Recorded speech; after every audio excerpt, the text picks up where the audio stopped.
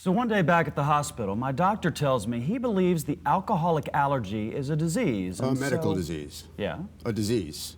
Like with signs, symptoms, course, progression, treatment. Well, it makes sense, doesn't it? I mean, medically. Yes, it does. Why didn't I see that? Most doctors can't, so I figure this is it, self-knowledge. Didn't work. I was still getting loaded. Well, the next piece of the puzzle is, let's call it spiritual.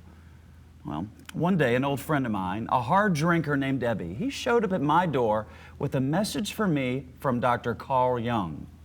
He tells me that willpower isn't enough. You could have all the willpower in the world and it still wouldn't be enough. He says that I needed to make a surrender to God or to whatever Oh, please. I know. I've gotten pretty cynical about these things too, but I tried it. I went to meetings. I was still getting loaded. And then one day back in the hospital, I hit rock bottom. And something else happened. But in the interest of time... No, go on. Let's just say that I had kind of a flash. And I haven't had a drink since. Are you talking again about a conversion experience? You read William James?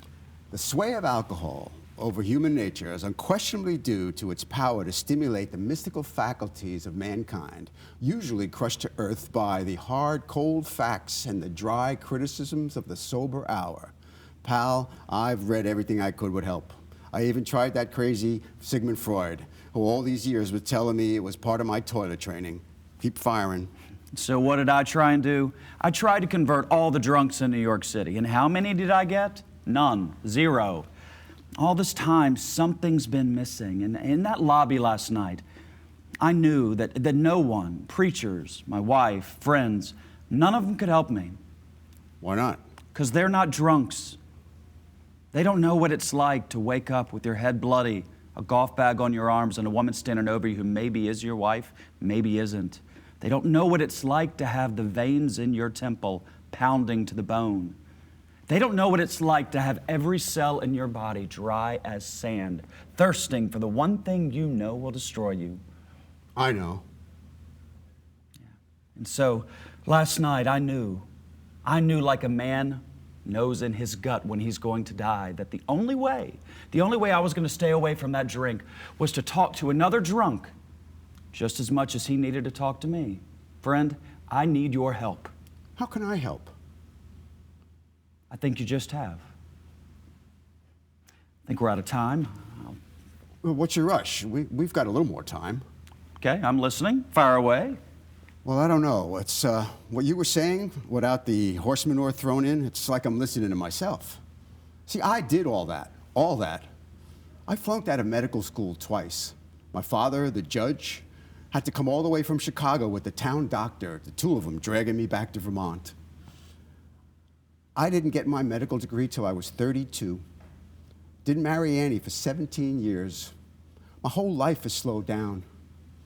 Bill, you've lived 3 lives. I barely lived 1. Everything seems to be stopping. I take booze and pills every day. In the morning, I wake up with the jitters, and I have to take a sedative just to calm me down for surgery. In the afternoon, I get drunk again just so I can get to sleep. I'm terrified if I can't sleep. Sometimes in the operating room, I'm high as a kite. I'm lucky I haven't killed somebody. Prohibition was murder, wasn't it? Yeah, the worst thing you can do to a drunk is to pass a law trying to stop him. He gets very serious about it then. Oh, yeah. Bill, I've tried everything I can to believe, but I can't. I've sworn off God. The lid's on tight. Maybe we just better leave God out of it for now. I want to hear about you and booze. When I don't drink, I'm a monster. Booze is the only thing that holds me together.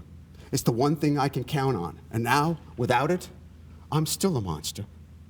The monster is our disease. You really believe that, Bill? Yes, I do.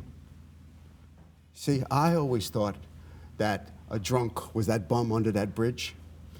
Not folks like us.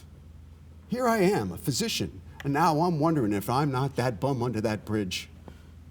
And now you're telling me that all I really needed to do was to come clean to some hardcore nose in the gutter drunk?